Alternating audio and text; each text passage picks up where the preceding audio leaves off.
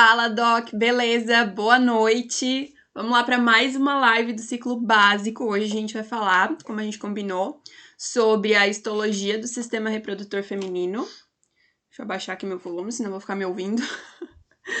E vamos lá, espero e conto. Opa, deixa eu botar aqui.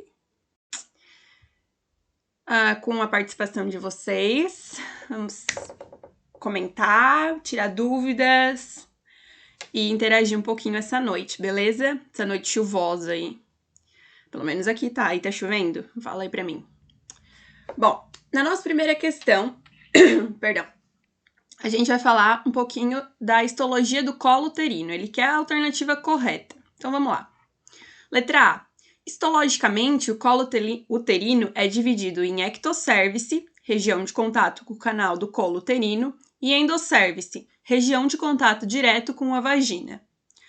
O muco secretado pela ectocervice é essencial para a sobrevivência dos espermatozoides, pois, no momento da ovulação, o muco se apresenta mais ácido e hidratado, permitindo a melhor mobilidade dos gametas. Letra C. O endocervice é constituído por um epitélio simples cilíndrico, com criptas, que secretam o muco com características modificadas conforme a fase do ciclo menstrual. Ou letra D. Cistos de Nabot são sempre características de uma condição patológica do colo uterino. Por isso, a importância do exame de Papa Nicolau para a identificação dessa condição neoplásica. E aí, o que vocês acham que está correta nessa alternativa? Nessa questão, perdão. Eu tô vendo aqui os comentários de vocês.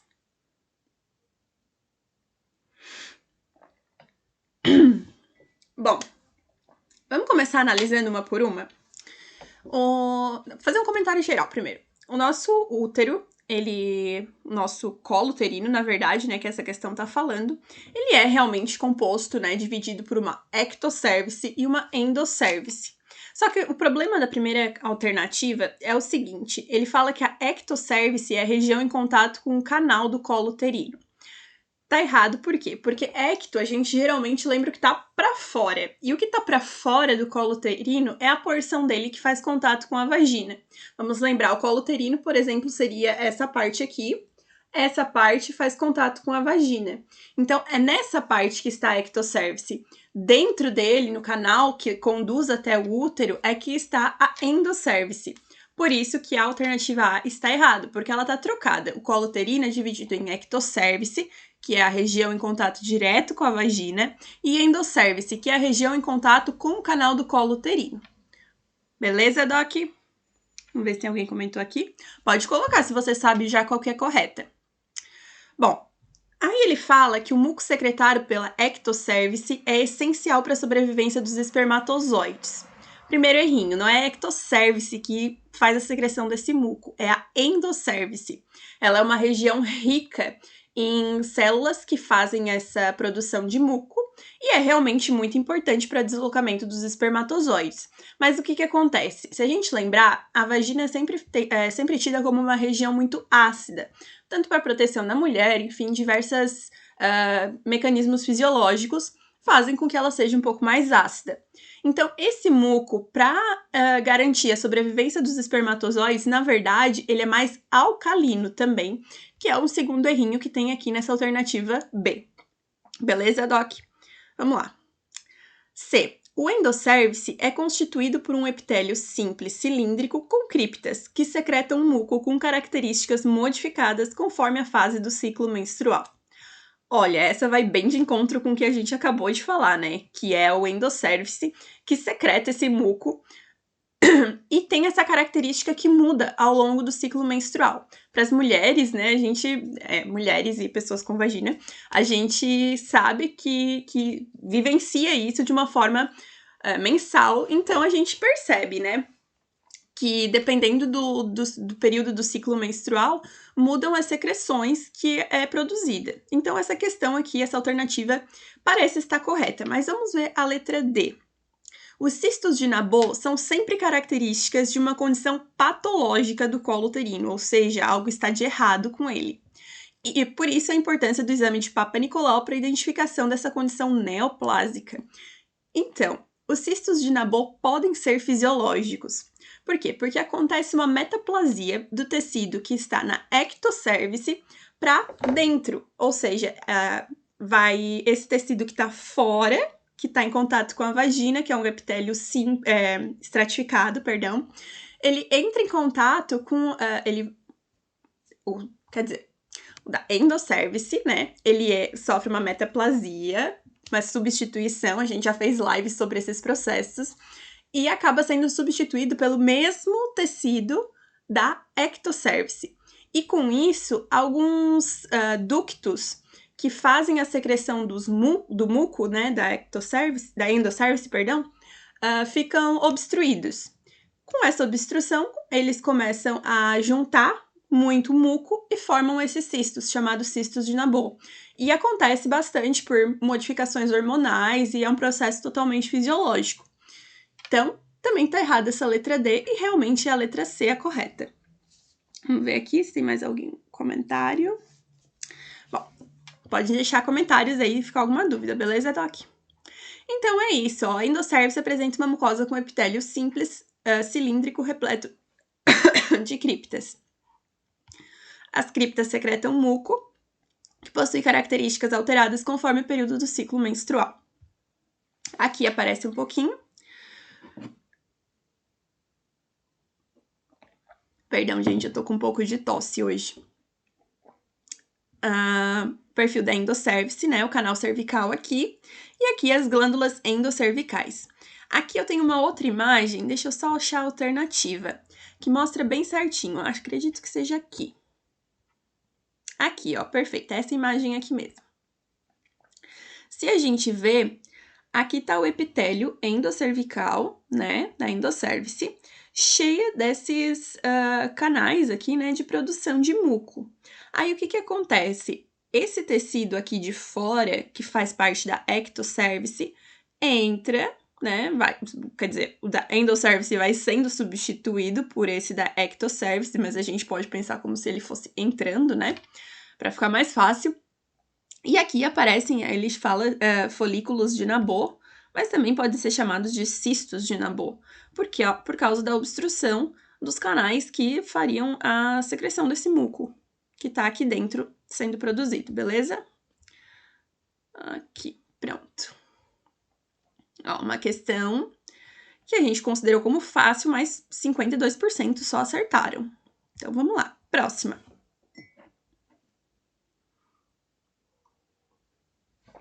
Oi, oi, pessoal que tá entrando, sejam bem-vindos.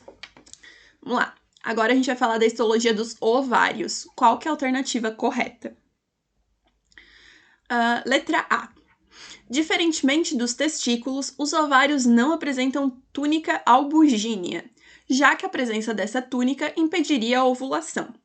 Letra B. Os folículos primários estão presentes antes da adolescência, já que são formados apenas por uma célula germinativa.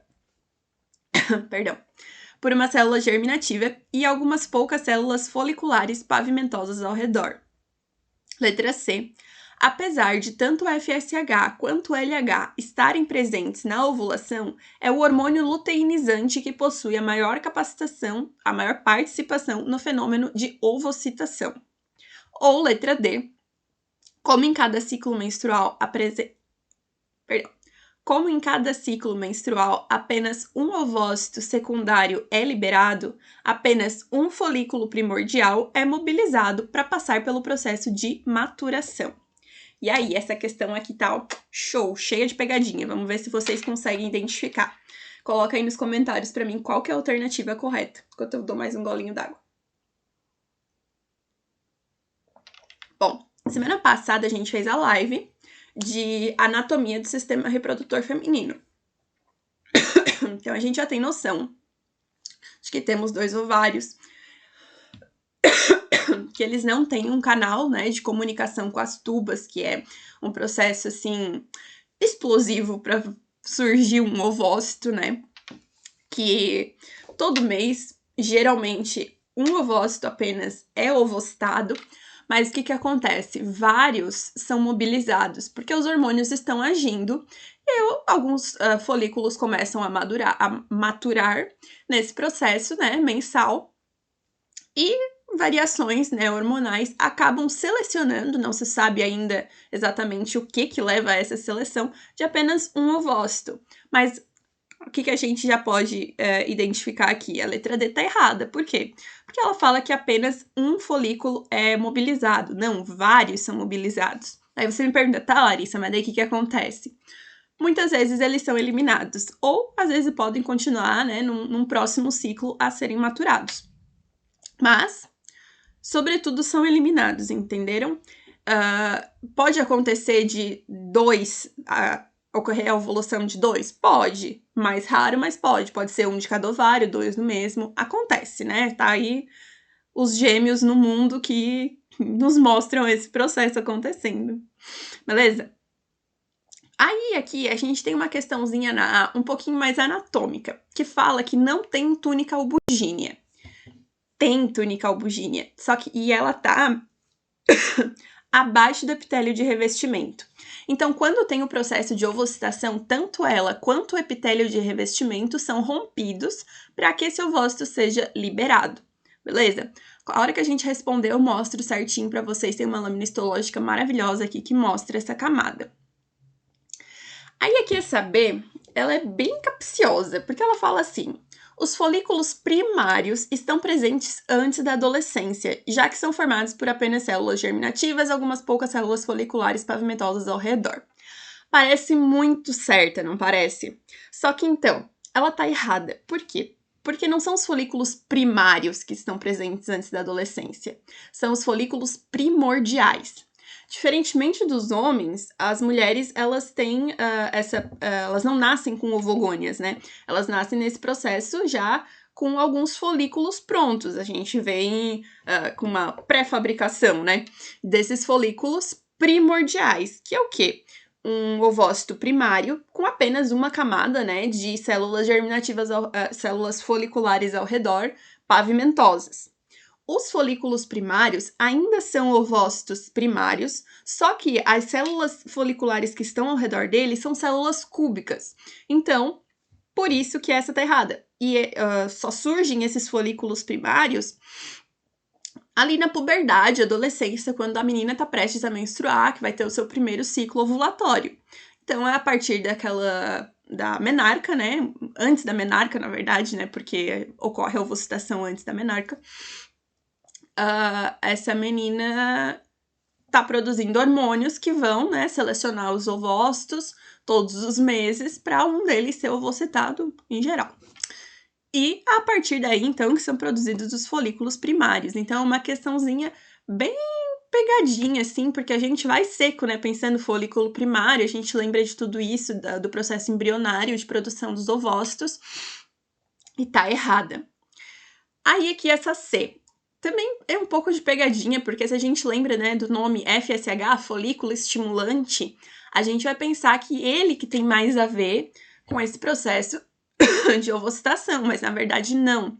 É o hormônio luteinizante que é mais envolvido nesse processo de ovocitação. Então vamos responder aqui para mostrar para vocês esse temido gráfico, né? Muita gente tem medo e não entende muito bem ele. A gente pode fazer uma live sobre a fisiologia do sistema reprodutor feminino. Coloca aí embaixo se vocês têm interesse que eu faço, beleza? Mas nesse processo aqui, o que a gente tá vendo? Ele fala que o hormônio luteinizante é o principal envolvido nesse processo de ovocitação. De ovulação, aqui tá escrito, né? A gente sabe que não é bem correto usar esse termo, mas enfim. E tá aqui, ó, o pico de LH, tão falado, né, tão conhecido, realmente é o responsável por causar a ovulação. E a partir disso se mantém o corpo lúteo, né, a mulher entra num processo de preparar o útero, né, para uma possível gravidez. Caso não ocorra, o corpo lúteo se degenera, né, vira corpus albicans. E, enfim, início de um novo ciclo menstrual. Perfeito, Doc? Alguma dúvida? Então, vamos lá, podem colocar ali, tem um pequeno delay entre a minha fala e o que vocês escrevem, mas eu tô aqui de olho, beleza? Pra próxima. Mais uma aguinha. Tá difícil hoje. Vamos lá. Agora, o papel das tubas uterinas e dos ovários na fecundação. Assinale a alternativa correta. A fecundação, letra A, né? A fecundação ocorre prioritariamente no istmo da tuba uterina, um local estratégico e que fica próximo ao útero. Quem estava presente na live da semana passada vai saber se essa alternativa tá certa ou se tá errada, porque eu lembro que eu falei. Vamos lá, letra B. As células da mucosa da tuba uterina também possuem função secretora, liberando líquidos importantes para o processo de fecundação e movimentação do ovócito ao útero. Letra C. O folículo de Graafi, também conhecido como folículo maduro, é o que sofrerá a ovulação e, em seu interior, há a presença de um ovócito secundário em estágio de telófase 2 da meiose 2. Complicada, né? Mas vamos pensando aí, me digam a resposta. Letra D. O folículo primordial possui, além da célula germinativa, camadas de células foliculares cúbicas e de células do estroma ovariano, que se organizam formando a teca interna e a teca externa. Então, essa aqui também dá de responder com base na anterior. Vamos pensar aí e me respondam. Bom, vamos já para a letra A, que a gente falou da semana passada. A fecundação não ocorre no istmo da tuba uterina. Se a gente lembrar, ela ocorre na ampola, que é a região ali um pouquinho mais perto do útero.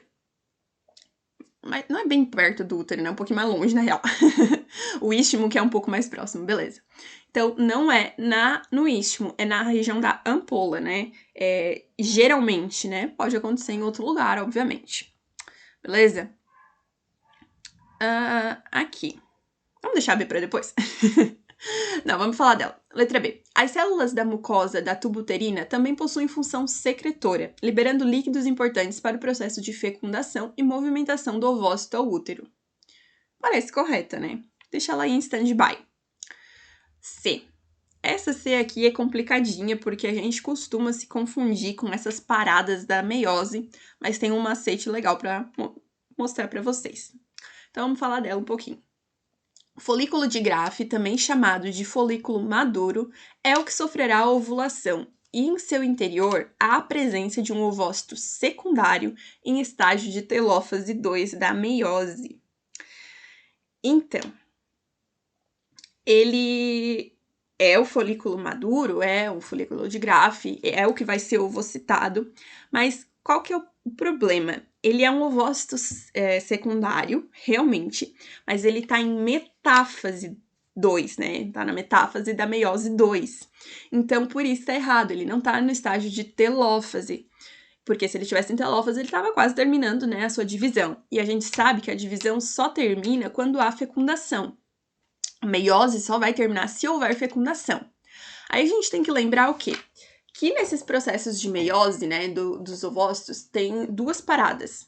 A primeira parada e a segunda parada. A primeira parada é aquela que a gente tem lá na vida intrauterina, que a produção, né, das ovogônias viram os folículos primordiais, que são ovócitos primários dentro dele, né?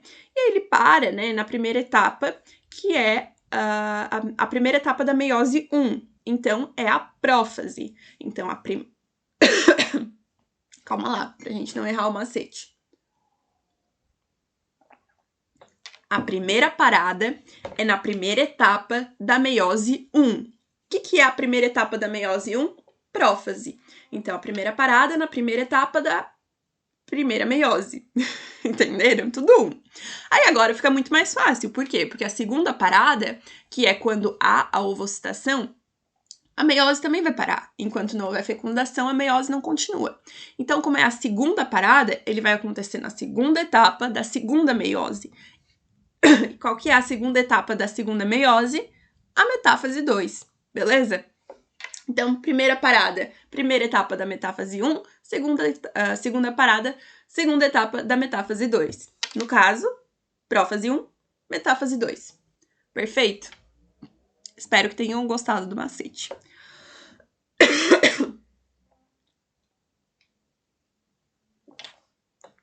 Letra D. O folículo primordial possui, além da célula germinativa, camada de células foliculares cúbicas. Não, tá errado. E é aquele errinho que a gente falou já na questão logo anterior, que falava que é o folículo primário, que tinha só uma camada de células, enfim. Vê como tem uma progressão das questões pra gente pensar? Então, assim, o folículo primordial não possui células foliculares cúbicas. Na verdade, ele tem células estratificadas, pavimentosas. Perdão, não é estratificada, é pavimentosas apenas. Ele não tem estratificação, porque ele também não tem formação de teca interna e teca externa. Ele não tem. Ainda tá se formando isso e é um processo que vai ocorrer só mais lá pra frente.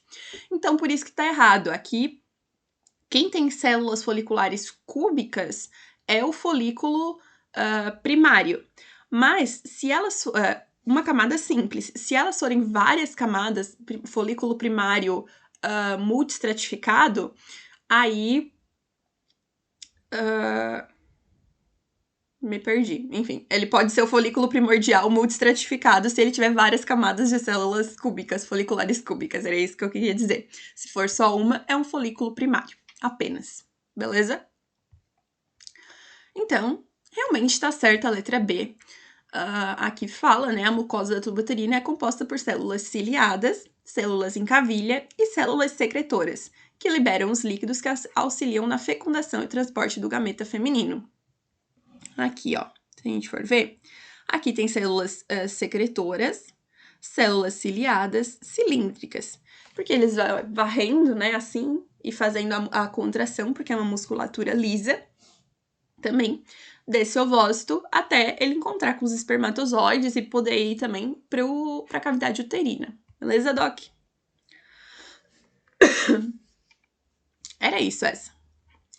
Então, vamos pra... Deixa eu ver se tem alguma imagem aqui. Aqui, ó, essa aqui, muito boa.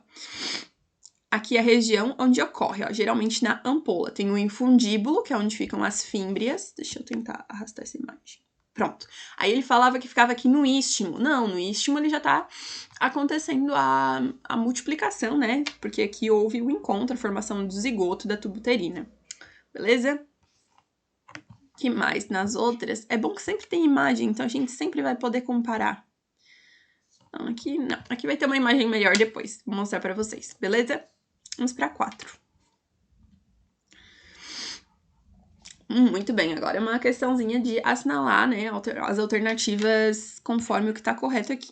Bom, primeira, a mucosa da ectocervice no período da ovulação é constituída de diversas camadas. Além do próprio tecido conjuntivo vascularizado, pode-se citar a camada de células basais, as de células parabasais, a camada intermediária e a camada superficial.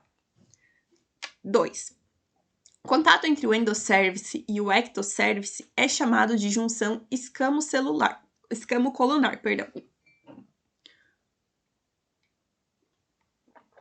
a qual não pode ser alterada de lugar conforme o ciclo menstrual e de vida. 3. A menopausa não influencia na característica histológica do ectocérvice, já que essa porção é extremamente necessária para a proteção do colo uterino. 4. Apesar de estratificado pavimentoso, o ectocérvice sofre um processo de descamação, podendo ser classificado como um epitélio escamoso estratificado. E aí, bastante conteúdo nessa questão aqui, né? Vamos lá. O que vocês acham? Mais um pouquinho de água para a garganta aguentar até o fim. Vamos lá. Na primeira fala que a mucosa da ectocervice. O que é ectocervice mesmo? É aquela porção que faz contato com a vagina do colo uterino, né? Em período de ovulação é constituída de diversas camadas. Sim, ela é constituída de diversas camadas, como a gente vai ver, até mesmo fora do período uterino, mas sobretudo no período uterino, no período ovulatório, perdão. Por quê? Porque quando ainda não houve a descamação, porque ela pode, né, descamar, já que ela tem uma camada superficial. Então, o que acontece? Ela realmente tem uma camada de células basais, parabasais, uma camada intermediária e uma camada superficial, sendo que esse epitélio dela é classificado como pavimentoso estratificado. Perfeito?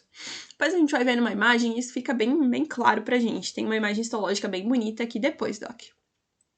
2. O contato entre a endocérvice e o ectocérvice é chamado de junção escamo-colunar. a qual não pode ser alterada de lugar conforme o ciclo menstrual e o de vida. Então, conforme a gente falou lá acho que na primeira questão ainda sobre os cistos de Nabot, tem sim uma mudança conforme o ciclo menstrual e o ciclo de vida da mulher, tanto que, por causa disso, ocorre o surgimento dos cistos de Nabot. É essa diferença, né, essa mudança de localidade, digamos assim, dessa junção escamocolunar entre ectocervice, escamosa, e endocervice colunar. Perfeito? Então, essa 2 já tá errada. Se a gente vai nas alternativas, eu gosto de fazer assim, né? Nas alternativas e já tirar aquelas que eu sei que não estão corretas. Bom, então a 2 tá errada, 2 tá errada e 2 tá errada. Será que só a 1 e a 4 estão corretas? Ou a gente fez uma análise errada e essa 2 tá certa? Medinho, né? Vamos ver a próxima. A menopausa não influencia nas características histológicas da ectocervice, já que essa porção é extremamente necessária para a proteção do colo uterino. Erradíssima, Doc, erradíssima. Por quê? Porque essas modificações hormonais causam, sim, muitas modificações histológicas na ectocervice feminina. Por quê? Porque causa uma grande atrofia dessa região e ela acaba perdendo algumas camadas, né, inclusive. Então, causa, sim, mudanças histológicas, ou seja, a 3 também está errada, tá? Então, 2 e 3 errada. A 4. Apesar de estratificado pavimentoso, o ectocervice sofre um processo de descamação, podendo ser classificado como epitélio escamoso estratificado. Certíssima, é isso mesmo. A gente já tinha falado, né, que pode ocorrer esse processo de descamação, que ele é estratificado, né, enfim, pavimentoso. Vamos assinalar? Então, agora sem medo, né, realmente 1 e 4 estão corretas. E na imagem a gente vai ver justamente essas camadas. Beleza, ó. Aqui explica tudo certinho, cada uma, porque tá certo, porque tá errado. Quem conhece a plataforma sabe que isso é, ó, salvação, né? Nos momentos a gente tá preocupado fazendo prova, aprende muito fazendo essas questões, gente. Então, assim, coloquem, né, como um método de estudo muito bom, muito ativo, né? Que faz a gente pensar realmente, né? Sem cobrança de nota, ainda mais, né? Que é muito bom. Bom, aqui a gente vê todas as camadas, ó. Se a gente vê aqui, ó, L1, células basais. Essa camadinha aqui de células um pouquinho mais escurinhas. Aí depois vem L2, que é a camada de parabasais. Depois as intermediárias aqui, L3. L4 aqui, as células superficiais. Ops. Aqui. As superficiais. E essas aqui bem em cima são as que vão descamar. Então, as células descamativas. Células da superfície vão descamar, formando uma mucosa escamosa. Perfeito, né? Aí, aqui, se a gente vê canal cervical, né? Como pode acontecer. Processo ali que a gente falou. E aqui também a de descamação, né? As células... quando tem... Aqui, ó. Atividade hormonal baixa ou sem atividade hormonal. Vê como vai caindo essas camadas, vão se perdendo? Então, por isso que a menopausa influencia, sim, na formação dessa ectocervice. Não só nisso, né? Em muitas outras coisas no corpo da mulher influencia. Perfeito? Então, vamos lá para a próxima. 5, chegamos na metade do nosso plano de ensino. Agora, a respeito da histologia da vagina. Quem sabe me dizer ali qual que é a diferença entre vagina e vulva? Coloca nos comentários, quero ver quem tava na live passada ou que sabe isso de cabeça. Vamos lá. Enquanto isso, eu vou lendo as alternativas, beleza? Letra A. A vagina não é um órgão intraperitoneal e, portanto, apresenta apenas 2 camadas histológicas, uma mucosa com epitélio estratificado pavimentoso e tecido conjuntivo e uma muscular. Perdão. Assim como a endocervice, a mucosa pode apresentar uma camada de células basais, uma de células parabasais, uma camada intermediária e uma camada superficial. C. As células presentes na camada mais superficial são basófilas durante a ovulação para propiciar um ambiente mais favorável para a movimentação dos espermatozoides. Ou, letra D, seu epitélio é predominantemente estratificado pavimentoso no período de ovulação, mas apresenta alterações dependendo da idade da mulher, bem como da fase do ciclo menstrual. E aí, o que vocês acham que tá correta nessa daqui? Bom, então tá. Perguntei e ninguém me respondeu, mas eu vou responder mesmo assim. Vagina é o órgão interno, vulva é o órgão externo. Então, assim, a vagina, ela como tá dentro, mas ela não é um órgão intraperitoneal. Realmente, a letra A está correta nesse sentido. Mas ela é formada por 3 camadas. A camada de mucosa, a camada muscular e uma camada adventícia, beleza? E assim como a ectocervice, ela possui várias camadas. E basal, parabasal, esqueci o nome da outra, intermediária, superficial. E acontece, sim, a descamação durante o período menstrual, durante o ciclo menstrual, vai mudando, né? Se a gente pensar em mulher, a gente é sempre um organismo muito cíclico, que acontecem mudanças no nosso corpo mensalmente, né? E de forma fisiológica, obviamente. Essas mudanças ocorrem devido a nossas alterações hormonais, né? Para aquelas que não estão hormônios suprimidas, digamos assim, com anticoncepcionais que fazem esse processo, né? Anticoncepcionais hormonais. Então, vamos analisar aqui. A vagina não é um órgão intraperitoneal. Ok. Portanto, apresenta apenas 2 camadas histológicas. Não, ela apresenta 3, mucosa, muscular e adventícia. Então, essa letra A tá errada. Então, vamos lá. B, assim como a endocérvice, ela apresenta camadas. Não é a endocérvice que possui camadas, é a ectocérvice. Olha que pegadinha danada. A endocérvice é aquela que produz muco, é epitélio colunar, produz muito muco. Então, tá errada por causa disso. Não é endocérvice, é ectocérvice. Mas de resto, ela tá corretíssima. A mucosa pode apresentar uma camada de células basais, parabasais, intermediária e superficial. Isso tá certo.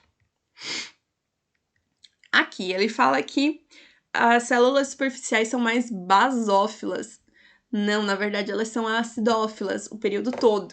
O que acontece é a mudança do muco, né? Tanto da produção ali no período de ovulação da mulher, que a gente viu lá na outra questão também, esse processo, que o muco ele sai mais basófilo para fazer uma melhor proteção ali e propiciar um ambiente mais favorável para o espermatozoide se movimentar. Então, por isso que tá errado. E agora a D. Logicamente, a alternativa correta, né? Um epitélio predominantemente estratificado, pavimentoso no período de ovulação, mas que apresenta, sim, mudanças, né? Dependendo da idade da mulher, como na fase do ciclo menstrual. Inclusive, aquele processo de atrofia que a gente viu da ectocervice, no período de menopausa, também acontece com o epitélio vaginal, beleza? Então, é isso aqui que fala e é a mesma imagem, inclusive, né? A mucosa do canal vaginal tem a característica de ser estratificada pavimentosa no período de ovulação. Entretanto, podem ocorrer modificações nesse epitélio conforme a idade e a fase do ciclo menstrual. Então, aqui realmente mostra, né? Aqui é com a camada superficial, intermediária e até aqui onde não tem a atividade hormonal, certo? Então, realmente, essa era a correta.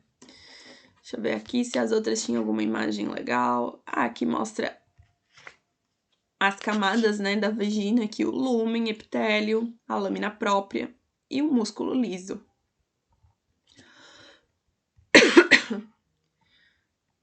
Aqui, a mesma imagem de antes. Aqui, ó. A parte de mucosa da vagina, a parte muscular da vagina, musculatura lisa, beleza? Nunca estriada esquelética, por favor. E a adventícia aqui embaixo. Perfeito, Doc? Imagem maravilhosa de histologia, hein? Vamos lá para a próxima.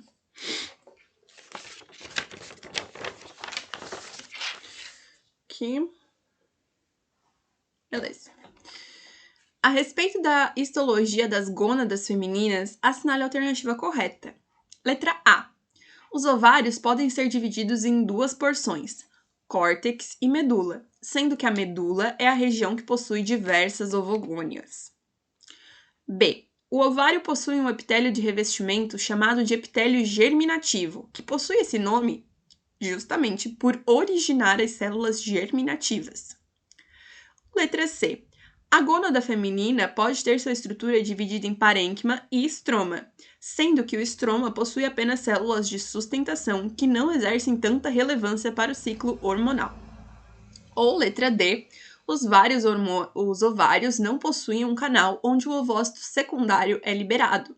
Assim, a ovocitação é um processo que ocorre com o rompimento de tecido epitelial e da túnica albugínea. Bom, nessa aqui a gente já sabe que túnica albugínea tem, porque a gente já viu lá na primeira questão que ela realmente existe. Está abaixo ainda do tecido epitelial. Então, dá um tempinho aí. Coloquem para mim nos comentários o que vocês acham.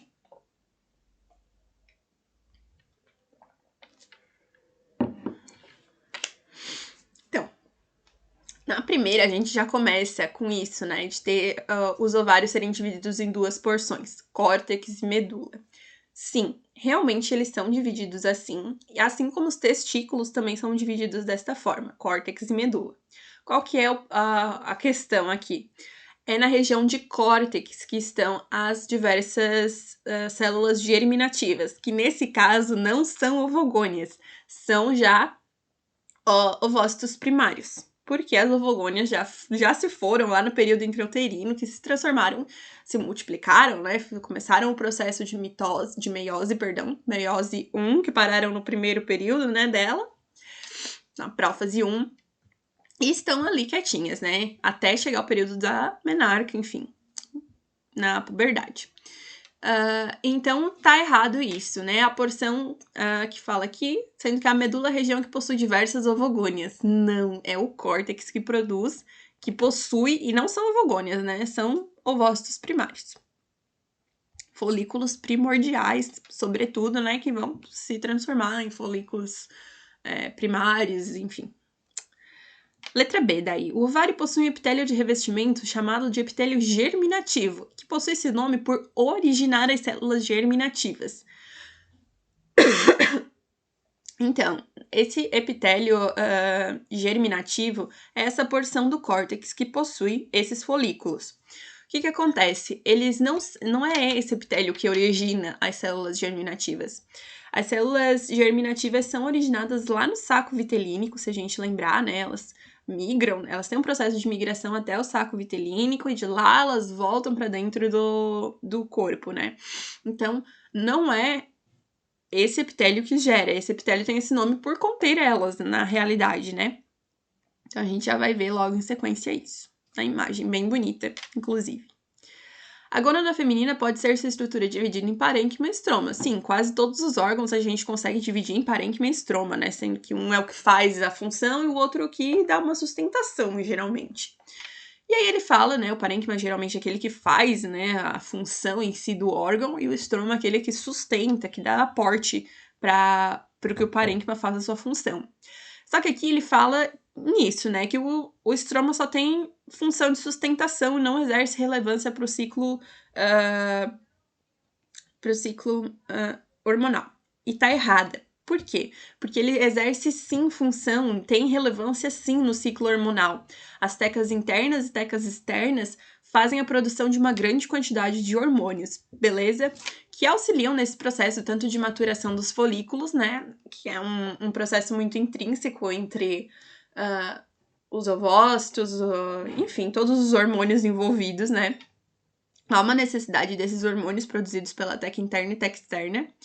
E se vocês quiserem, eu faço uma live sobre isso, já falando também de ciclo menstrual, tudo mais, de fisiologia do sistema reprodutor feminino. Perfeito? Então, essa tá errada por causa disso, né? O estroma tem sim função de produção hormonal. Então, só sobra a D. Os ovários não possuem um canal onde o ovócito secundário é liberado. Correta, a gente viu que até na semana passada, que são as fímbrias que fazem a varredura desse ovário, né? Que teve a ovocitação, à procura, né, de captar aí esse ovócito, fujão, para mandar ele para dentro da tuba uterina. Então, essa aqui é a alternativa correta. E Aqui fala, ó, os ovários liberam o ovócito secundário na cavidade peritoneal, que é captado pelas fímbrias, enfim, dentro da cavidade uterina. E aqui é um processo de rompimento mesmo, ó, como a gente pode ver. As fímbrias estão aqui varrendo, né, é uma estrutura 3D. Vão captar esse ovócito secundário e levar para dentro da tuba uterina. Aqui vamos ver nas outras. Aqui, ó. Ai, gente, meu cachorro latindo, perdão. Aqui a porção dos folículos ovarianos, porção de córtex, né? E aqui a região medular, ó. A gente pode ver que não tem essa produção de ovócitos, né? Ó, aqui região cortical, tá falando aqui embaixo, e aqui região de medula, perfeito? Aqui, ovócitos, a gente pode ver até a diferença das evoluções desses folículos ovarianos. Aqui, muitos folículos primordiais, diria, folículos primários, a gente pode ver, e aqui um folículo bem zemaduro, né? Prestes a ser ovocitado, mais um pouquinho aqui, ele já consegue ir para fora. Certo? Aqui é a mesma imagem, né? Aqui mostra onde ele a migração, né, que ocorre do saco vitelínico de volta para dentro pro local onde serão formadas as gônadas. Perfeito? Então vamos para próxima.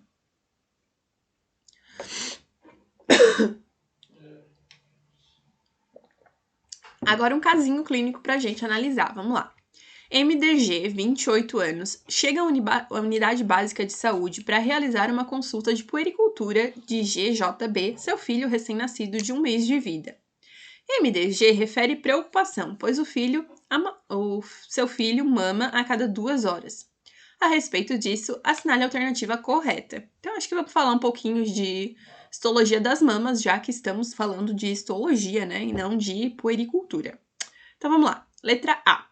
Pela quantidade de leite produzido, é de se esperar que os alvéolos mamários de MDG estejam bem desenvolvidos na produção de leite. Letra B. A mama de MDG não sofreu alterações no parênquima antes e após a gravidez, já que as células secretoras de leite se localizam no estroma. MDG, durante a gravidez, não sofreu alterações na histologia mamária, pois esse órgão é especializado desde a infância para a produção de leite. Ou letra D. As células do parênquima mamário da paciente possuem uma quantidade grande de retículo endoplasmático rugoso, mas pouca de complexo de Golgi, já que o leite materno não possui lipídios. E aí? Tem previsão para liberar novas vagas? Tem sim. Mas deixa teu e-mail lá no site que você vai ser avisada assim que for lançada a nova turma, beleza? Não vai demorar muito. Posso só dar esse spoiler, não posso ainda falar a data pra vocês, mas em breve mesmo, tá bom? Se deixar o e-mail lá no site, eles avisam, tá? A gente não manda, como é que fala? Spam. Vai ser avisado pra vocês só a hora que a turma for liberada, beleza? Bom, vamos lá, então, voltando para a questão sobre glândulas mamárias. Vamos começar falando dessa última aqui, que é a que mais chamou a atenção a primeira vez que eu li, que fala assim, que o leite aqui tem as células do parênquima mamário, né? Parênquima a gente falou agora, que é quem faz a função. Tem uma grande quantidade de retículo endoplasmático rugoso, porque daí produz muita proteína, ok, leite tem proteína, mas não tem complexo de Golgi, pouco complexo de Golgi, porque o leite materno não possui lipídios. Erradíssima, né? A gente já chama atenção por causa disso, porque o leite materno possui sim lipídios, é o que dá sustento, né? Dá energia pro bebezinho que tá crescendo. Então, errada por causa disso. A próxima que chamaria muita atenção também é essa, que fala que a histologia da mama não mudou porque o órgão é especializado desde a infância para a produção de leite. Também a gente sabe, erradíssima. Por quê? Porque não é desde a infância, né? Na verdade, sofre muitas alterações a partir da puberdade por causa da liberação hormonal. E na gravidez, mais ainda, o parênquima é muito mais desenvolvido na gravidez por causa dessa produção de leite necessária para alimentar, né, a criança. durante a puberdade há uma modificação um pouco maior no estroma, que é quando a mama começa a ganhar um pouco mais de gordura e adquire as características, né, fisiológicas do corpo feminino de serem mamas mais protuberantes do que as masculinas. Então, sofre modificações, muitas modificações, inclusive durante o período de gravidez. Beleza? Aí fala aqui a letra B vai complementando, né, essa C no quesito de estarem erradas, porque fala que não sofreu alterações no parênquima antes e após a gravidez, já que as células secretoras de leite se localizam no estroma. Não, as células secretoras de leite estão no parênquima, né? E o parênquima aumenta muito em relação ao estroma. E fala também ali que não sofreu alterações, sofre, né? Sofre sim.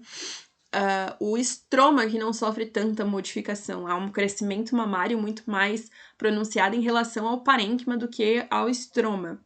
As mamas crescem pelo desenvolvimento maior do parênquima. Então tá errada também. E, então, só pode estar correta a letra A, né? Esperamos. Vamos ler para ver? De nada, Edu. Fabiana.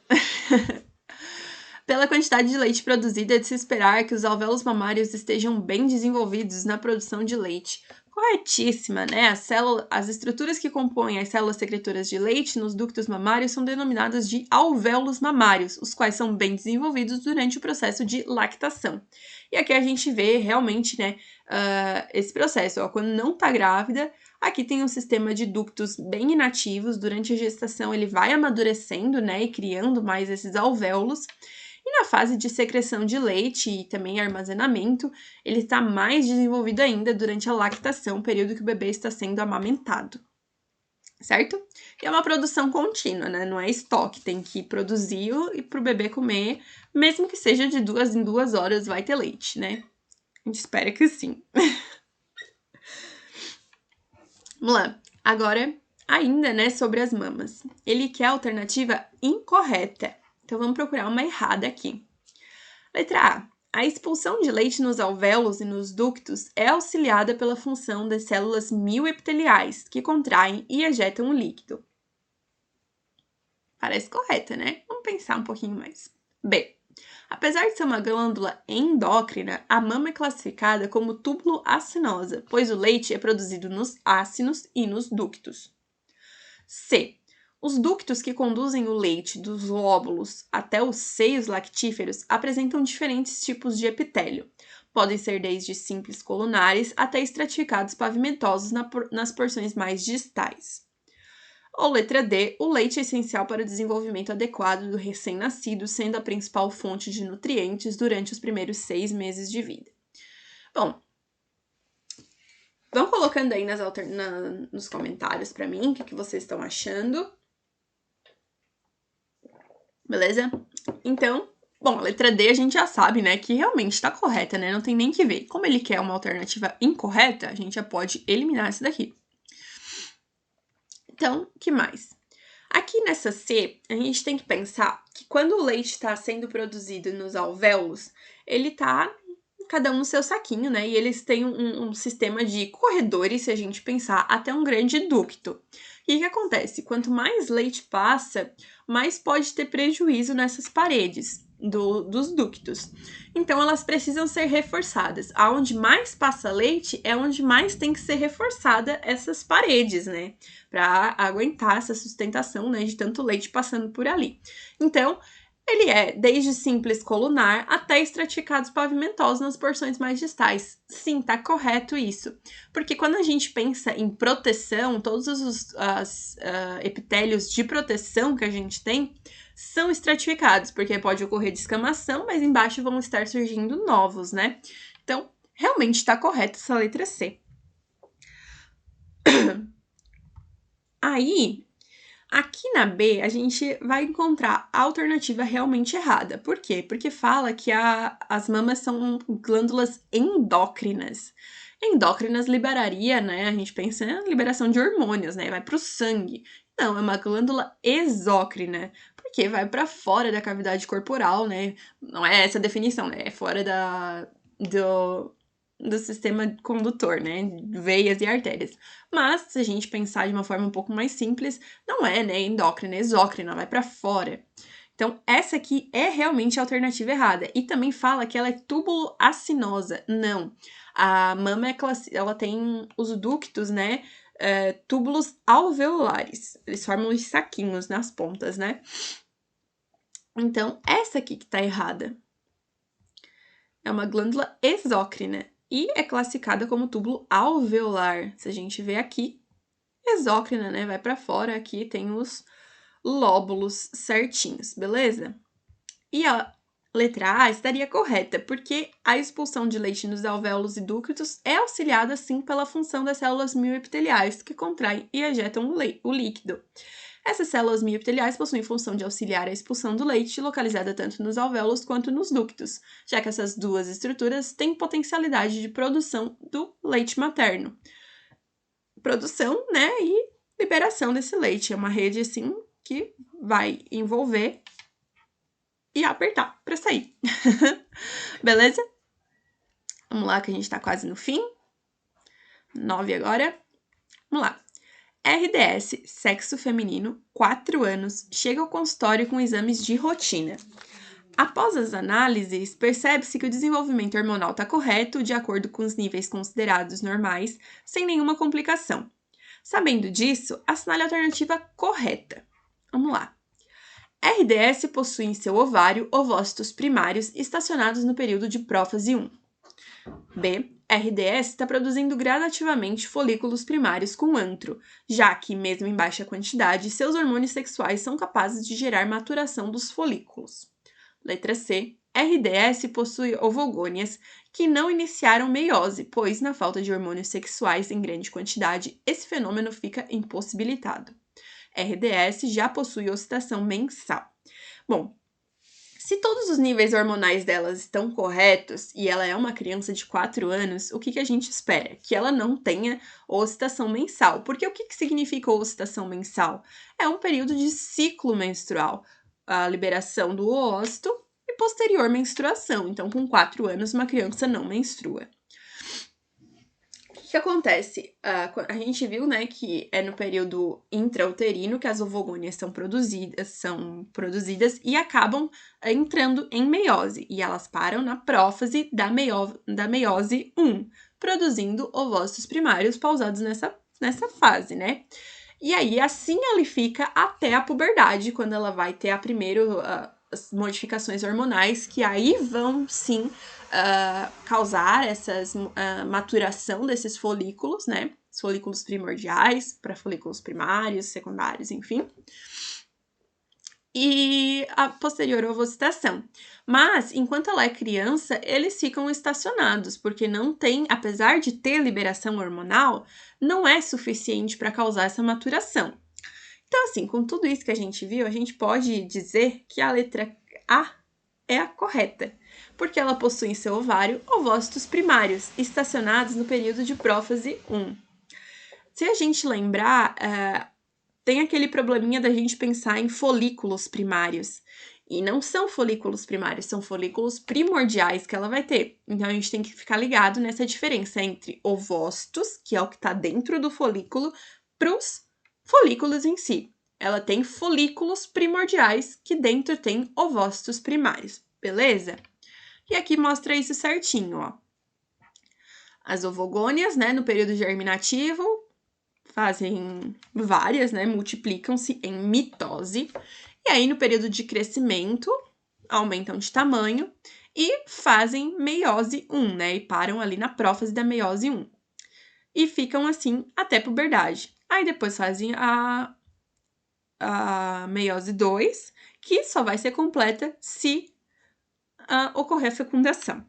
Beleza? Vamos ver as outras porque estavam erradas? Aqui fala que ela está produzindo gradativamente folículos primários com antro. Não, porque... E aí fala que mesmo em baixa quantidade os hormônios são capazes, né? Não são. Esse é o problema.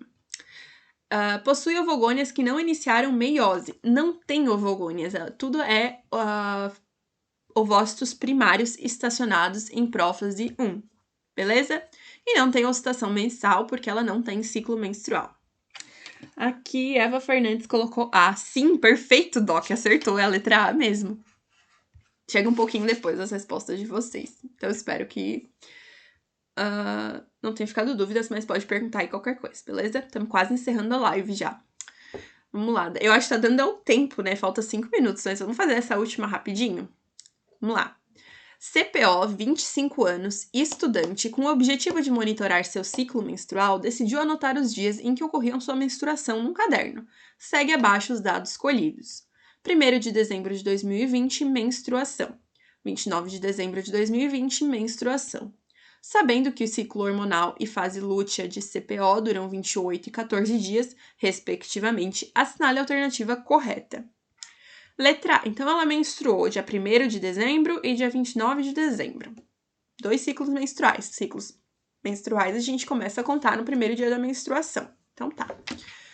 Então, letra A. Pode-se afirmar que houve fecundação entre os dias 10 e 25 de dezembro. Letra B. As fímbrias da tuba uterina de CPO realizaram um movimento de varredura induzida pela ovocitação no dia 28 de dezembro de 2020. C. A mucosa do útero de CPO se encontrava na fase secretora no dia 20 de dezembro, com uma camada funcional bem espessa. Ou letra D. No dia 5 de janeiro, será possível identificar um corpo lúteo secretando uma grande quantidade de progesterona. Essa é complicadinha, hein? Qual que vocês acham que tá correta? Coloquem aí nas alternativas. Lembrando, o primeiro ali, o ciclo falado, foi dia 1º de dezembro e depois no dia 29 de dezembro. Sendo que ela tem um ciclo de 28 dias e a fase lútea de 14 dias. O que significa? Ela ovula na metade do ciclo dela. Então, a letra A já fica bem esquisita, né? Porque houve fecundação entre os dias 10 e 25 de dezembro.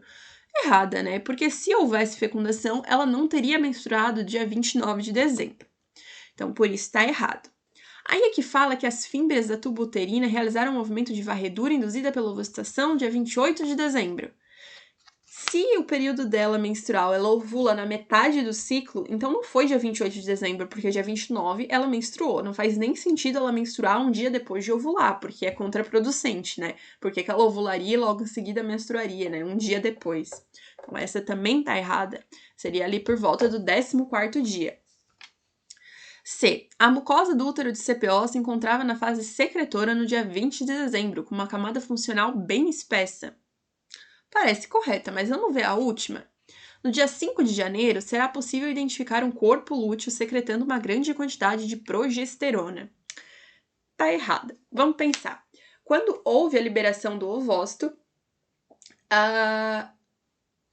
surge o corpo lúteo, que realmente secreta progesterona para fazer com que ocorra essa fase secretora, para preparar o útero para receber um possível embrião. Então, por isso que tá errado, não é no dia 5, porque no dia 5 ela vai estar menstruando, né? Vai estar terminando de menstruar, basicamente. Porque ela menstrua dia 29, né? O primeiro dia, ali uns 5, 6 dias de menstruação, dia 5 ela já vai estar parando a menstruação, muito provavelmente. Então, aqui, letra C, a mucosa se encontra na fase secretora aproximadamente no dia 20 de dezembro, porque se ali pelo dia 14 ela ovulou, o corpo lúteo ainda está produzindo progesterona, que vai manter essa camada funcional bem espessa. Voltei. Só para terminar a live com vocês, rapidão. Tinha alguém respondido ali, agora eu perdi o nome da pessoa, mas parabéns, Doc, você acertou. Realmente a letra C tá certa. E é isso, hoje tivemos uma live gigantesca, né? Um tema bem complicadinho, assim, pra gente conversar. Mas espero que vocês tenham gostado, espero que tenham curtido, né? Perdão aí pelo problema que eu me perdi no tempo. Mas podem deixar agora aí sugestões pra mim do que querem da próxima live. Se querem que eu faça a live de fisiologia do sistema feminino, eu preciso preparar ela certinho pra vocês. E amanhã, né, deixar o recadinho que vocês têm live de ciclo clínico com o Furlan. Então, espero que tenham gostado, que tenham uma boa noite. E a partir de terça que vem, a live vai ser com a Gi. Nas próximas 3 terças, ela vai estar aqui com vocês, beleza? A gente tá intercalando um pouco. Então, até mais!